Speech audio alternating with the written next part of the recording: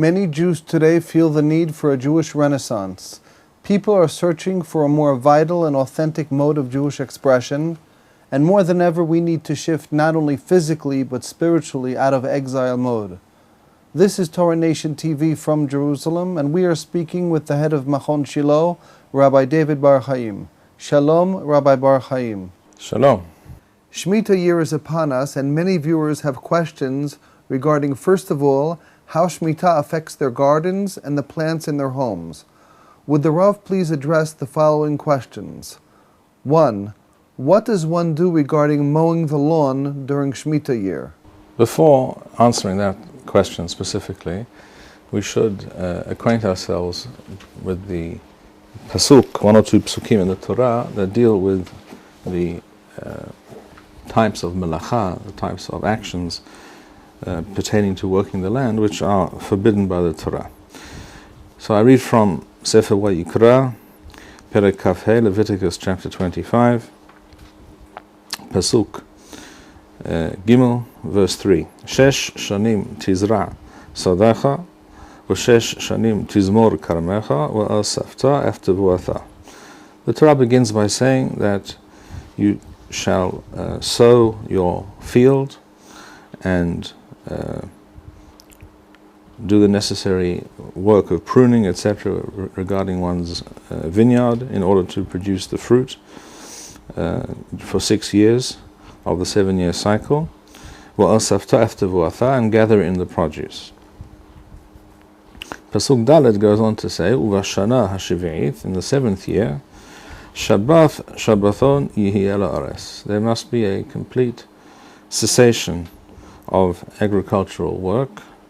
Shabbath l'Adonai, and this is like Shabbath, every 7th day is a Shabbath to Hashem, which reminds us of the fact that Hashem created the heaven and the earth and is the master of all that we see around us. The same is true of the Shemitah, that we are commanded to cease all agricultural work 1 year out of every 7 years, like a Shabbath, like a Sabbath. This is a Sabbath year instead of a Sabbath day, in order to remind us of the very same thing, that the earth and all in it belongs to Hashem. It does not belong to us. It is given to us by Hashem for our use. And this is a great gift from Hashem that He has given us, and we have to remind ourselves every so often of the fact that this is a gift, that we do not really own anything at all. So the 7th year, says the Torah, has to be a Shabbath. Sadecha lo tizra, and therefore your field you may not sow, v'charmecha lo tizmor, and your vineyard you may not prune in order to increase the yield of the vine during that year. There is another pasuk which follows, which has to do with harvesting and picking the fruit and the other kinds of produce that are produced by the field, by the trees, etc. But this pertains not to a garden and to things such as grass and hedges and bushes, which we're going to discuss now, and therefore we'll discuss that in another interview. So with regards to working the land, with regards to non-fruit or non-crop producing plants, the following melachot are from the Torah. The first form of work is called zri'ah, which is sowing, which means the placing of a seed in the ground in order that something should grow from it. And the other is called zemirah. Zemirah is pruning, and it is connected to zri'ah, to sowing, because the purpose of pruning a plant such as a vine, which produces grapes, is to increase the yield of that vine. If one prunes the vine correctly, then one increases the amount, the volume of the final product, the amount of grapes that it will produce. And therefore it is similar to sowing one's field in order to, for example, grow wheat or a similar crop. So these two kinds of work are mentioned together by the Torah in the same breath.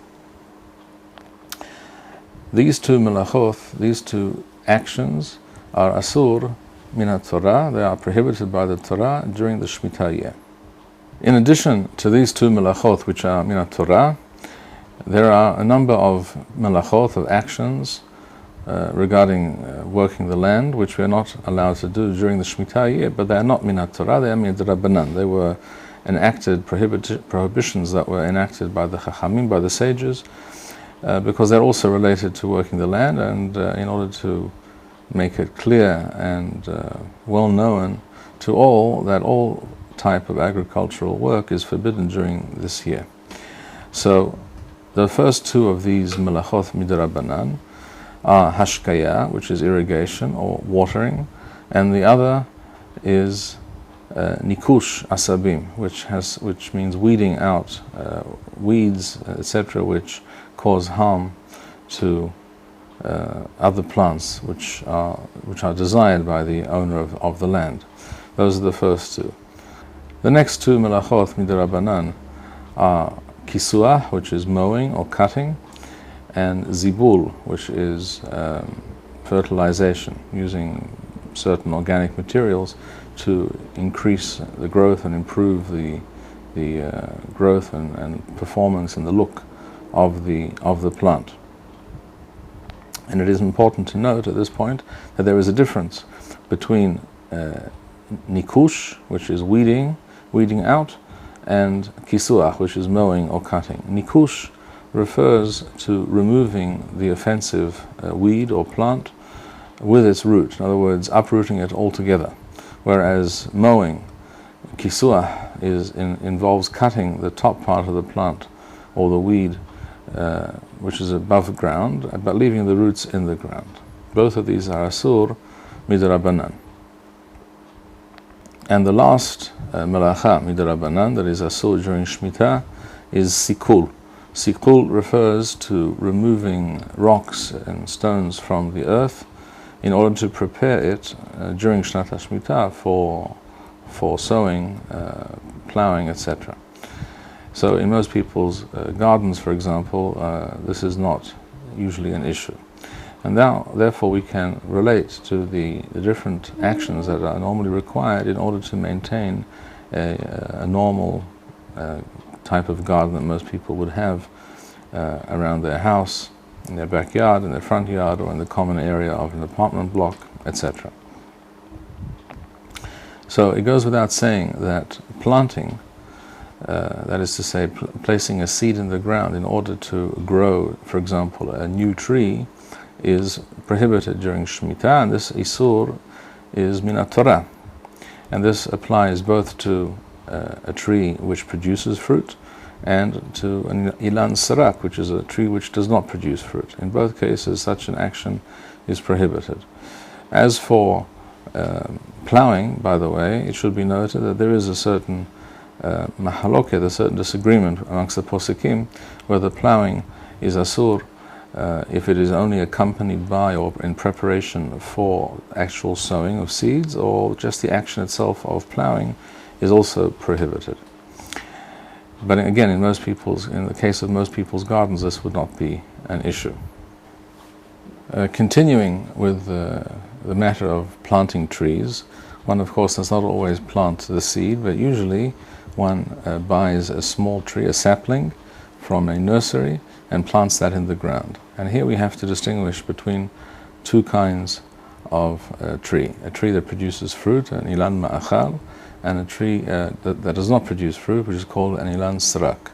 An ilan ma'achal, if it is just the sapling itself with the roots exposed, that is to say, it is not, the tree does not come, the sapling does not come in a large clump, a considerable amount of earth comes with it, and it has to be placed into the ground immediately, because as it stands it will not survive very long at all. That is called an ilan, which is galui shorashim, where the roots are visible.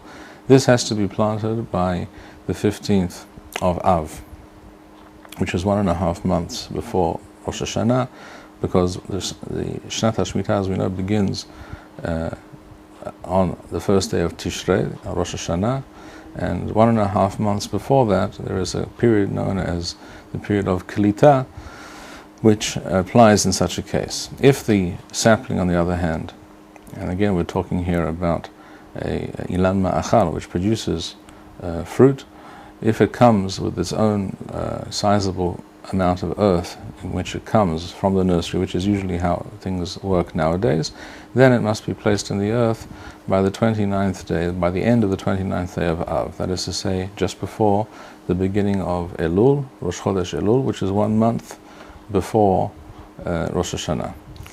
A third possibility regarding trees that produce fruit is a tree that was bought from a nursery which was planted already in earth in a large pot, where the large pot was on the ground, on the earth itself, in the nursery, not on plastic, for example, or some other such surface, and also where the pot has a hole in the bottom of at least 2 centimeters in width.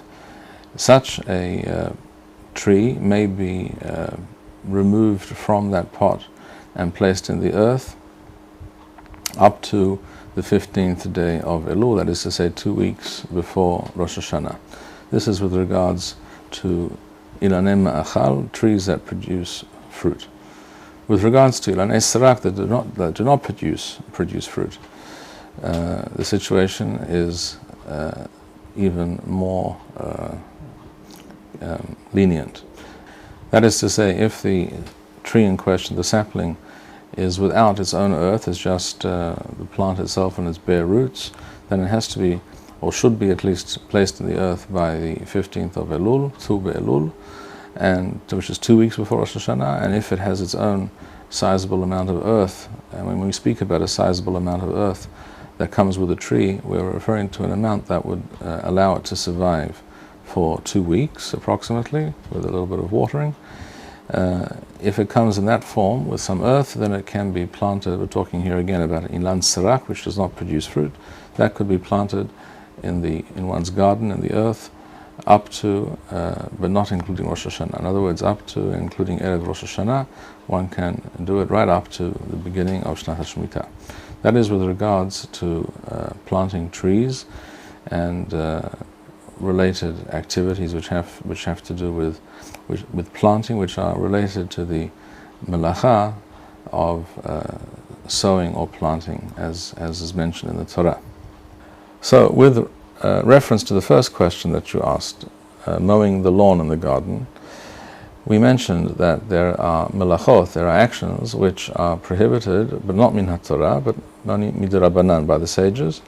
And one such action is mowing or cutting certain plants, which you do not for the reason that you want them to grow more or produce more fruit, as you do in the case of pruning a grapevine, for example.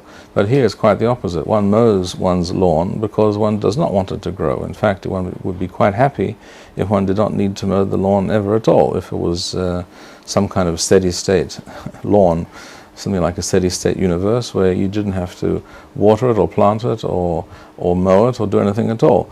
But that's not the case, of course. So one has to mow a lawn every so often, but one does so precisely because one does not want it to grow, wants it to be kept at a certain level. And therefore one may mow the lawn during Shnat HaShmita as normal.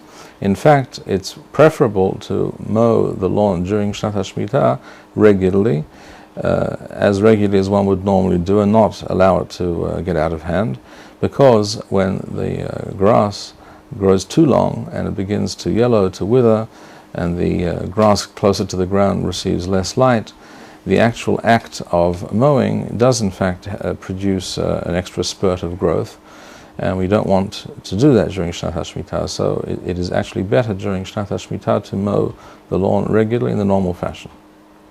What about a hedge or a bush? Can it be trimmed, etc. during the Shmita? The same applies to a hedge or a bush.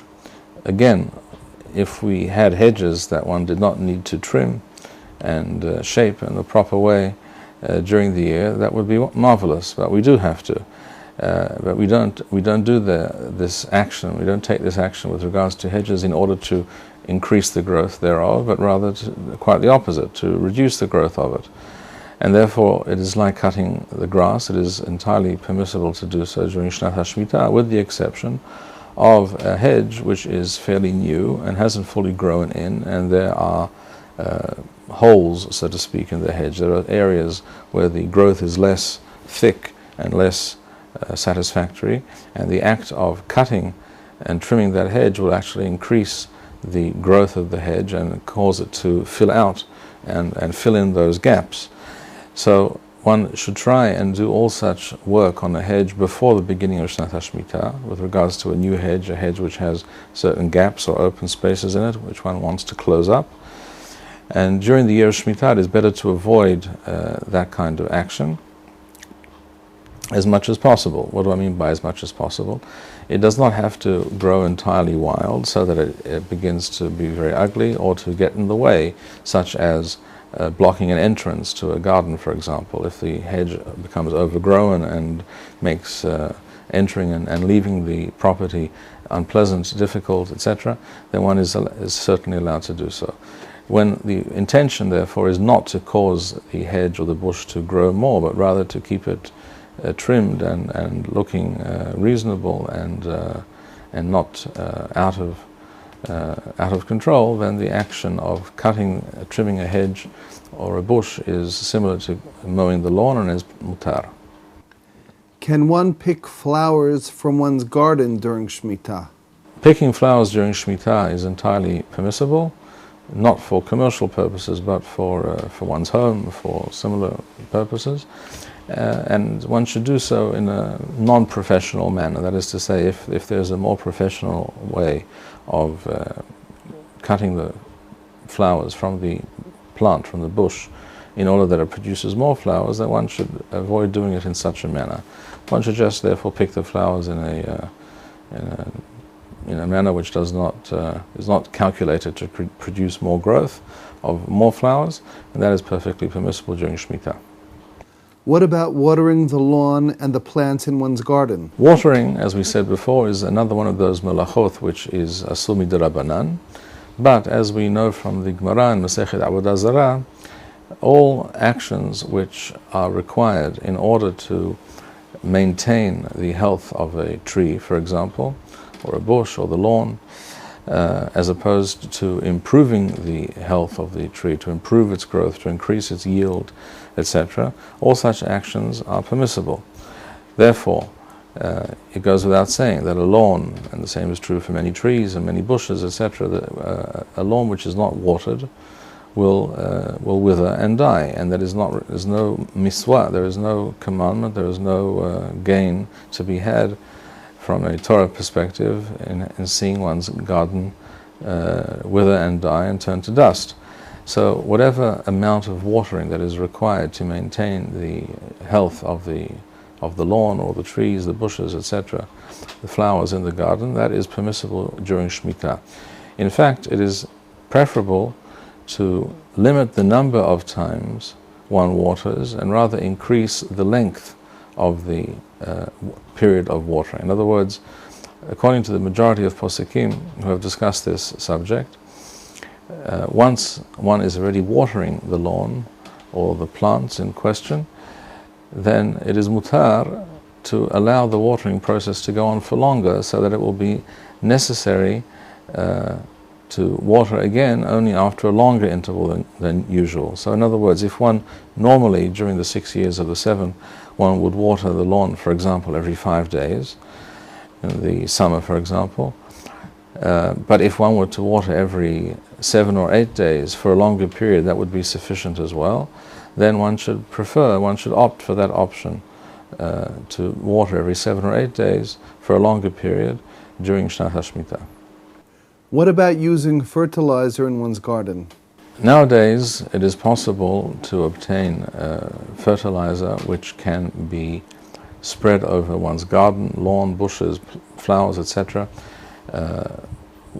once a year, which is sufficient for an entire year. It is a slow acting form of fertilizer which breaks up over many months, and it is preferable to use such fertilizer before the beginning of the Shmita, before Rosh Hashanah, to place this fertilizer over the garden wherever it is required, and during the course of Shmita it will break up and do its required and desirable action vis-a-vis the garden.